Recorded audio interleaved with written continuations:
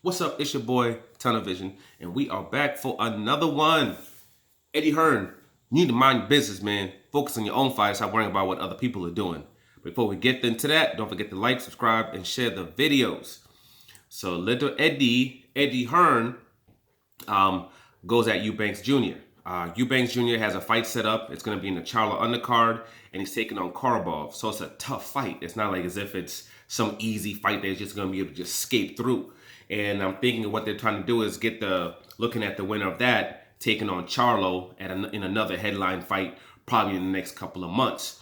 I guess he has some kind of deal where he can fight for the 160-pound title, but he also can, fight for a 168 unspecified 168-pound title, which right now we have Caleb Plant and they also have Benavidez. That's kind of the Al Heyman PBC kind of crew.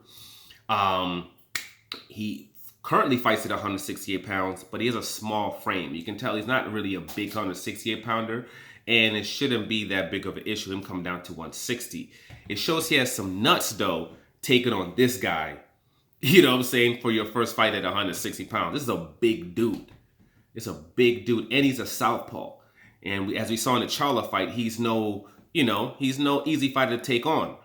And Eddie Hearn was like, he doesn't know who's advising this guy because he wouldn't advise him to take that fight. Like, why would he take on such a tough fight? He said, he was trying to set up something for him to take on Smith or to take on Saunders. So, homeboy comes back and is like, well, if these two are such big fights, how come you're not setting a fight between them? Why aren't you having Smith fight Saunders in a unification in the UK for a big fight if that's the case? That's a good question. Why is he not doing that? You know what I'm saying? Why, if it's such a big fight, have them fight give the UK a big unification. When's the last, it's been a while since the UK got a huge fight. All the huge fights is either keep doing it in America or he's taking it over to Saudi Arabia.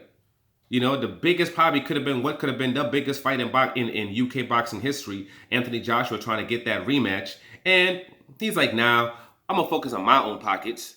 F y'all fans. And I'm just going to go to Saudi Arabia instead. And also he said, hey, you're the same matchmaker that had Anthony Joshua taking on Ruiz. You're the one who advised him to take that fight. And also, ironically, this is the same advisor, this is the same promoter that told DeGal when he had the opportunity to fight for IBF championship, said that he wouldn't have done that against DeGal, Durrell. He wouldn't have had him face Durrell because, it's too risky of a fight. But at that time, Al Heyman kind of had control of what was going to go on with that particular fighter, and he was able to make that fight happen. But, that fight happened with Eddie Hearn not wanting that fight to happen. But DeGal believed in himself and became a champion because of it. This is the same guy that said that when it came to Frampton, he advised Frampton not to take on Leo Santa Cruz.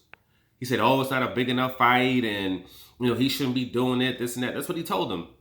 But Frampton did it. And Frampton became a champion because Frampton believed in himself, even though Eddie Hearn didn't believe in him.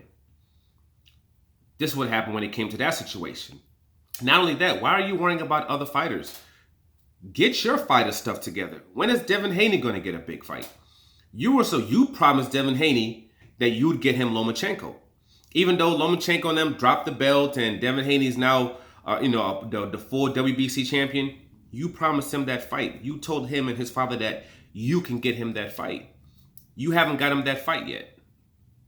When it comes to Tevin Farmer, when's Tevin Farmer going to get a big fight? You told Tevin Farmer to turn away $2 million in a pay-per-view unification bout against Gervonta Tank Davis. You told him to do that. What's going to be Farmer's big fight that you're going to get for him? Who's he going to fight? Who? Diaz? Somebody that Gary Russell already beat at 126 pounds? That's who you're going to get him to fight? What big fight are you going to be able to get him? Because this is the biggest fight he could have gotten. And this is the biggest payday he could have gotten. You can talk about all the stuff that you offered Tank. Tank's team already told you straight up they're not going to the zone. And that as soon as Farmer's deal was over, hey, they were going to offer that man a deal. And they offered that man a deal. And you told him to walk away from that deal. So what are you going to give him now? What are you going to give him? Demetrius Andres. What's going on with Demetrius Andres? What's going on? He had a belt. Canelo Alvarez had 3 belts, and you couldn't get him that undisputed bout. Couldn't get it to him.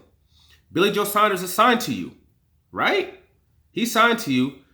Demetrius Andrews says, hey, I'm willing to go up to 168 pounds to fight Demetrius Andres on that KSI undercard. You couldn't make that happen. What's going on, Eddie? I think you need to focus on yourself and focus on what's going on with your crew and stop worrying about what other people are doing. They have nothing to do with you. You know, they have absolutely nothing to do with you. When's that, man? When is Demetrius Andrews going to get a big fight? When's he going to get a big fight? When's Kell Brooks and Amir Khan happening? You had them both signed to you, and you couldn't make that happen. What's going on? We got Taylor fighting today. Taylor fights today. He's a unified champion. He got 2 of the belts, right? Got 2 of the belts. Now, if he wants to go for undisputed, now he has a big, huge hurdle that he's going to have to go through because, hey, Top Rank might not want Ramirez to come back again. Or you might have to pay a substantial amount of money to get Ramirez to come back again.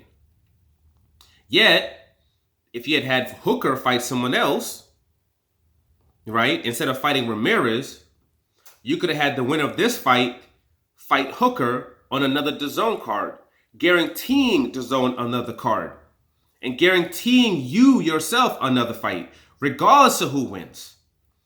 Taylor wins, you have a unification, and your fighter has 2 of the belts. You know, Rougarou wins a fight, cool. I'm sure he would have came back like, yo, we got to come fight at least one more fight, and let's do this unification over on DAZN. Or at least you have a bargaining tool, a bargaining chip to keep him on DAZN. Now Rougarou wins, you guys have nothing you can offer him. Ramirez over at ESPN, Bob Arum can be like, yo, come over, we'll give you this unification bout, you become undisputed, and then after that, you can move up and you can fight Terence Crawford. You know, PBC can offer him everything. Yo, we can give you Adrian Broner at 140 pounds. We can give you Mikey Garcia bout at 140 pounds. You know, and then 147 is just limitless. Hey, we can put you on Fox on a real network that actually promotes his fighters, unlike ESPN. You know, well, the ones that look like you. We can promote, you know, we will promote you and we'll put you in big fights on Fox and have you watch in front of millions and give you the opportunity to become a star. That's what they can offer him. You know? So again, you're talking about other people's matchmaking, yet you ain't doing much. You know, look at PBC's viewerships, what they're doing. Look at all the PBC shows. They're killing everybody. They're killing you. They're destroying you. When it comes to those viewership numbers, when it comes to those gates, and we're talking about in the United States, they're destroying you. All the highest generating fights this year have also been on PBC. You know, all the DAZN fights are just this straight, just losing money, super in the red, losing money. So what are you talking about? You've had multiple shows where you gotta put the black light on 90% of the freaking arena, and I'm not even exaggerating because it's all empty. Mind you, focus on your fighters. Focus on your fighters. And focus on what you need to do to them. For them. Because you've made a lot of promises that you've not been able to keep. For a lot of them. A lot of promises that weren't kept. Focus on what you need to do. Okay? Focus on what you need to do for your fighters. And let the likes of Eubank be. You know, trying to chastise a man because he has some nuts and he believes in himself. Get that out of here. Like, subscribe, share. I'm out.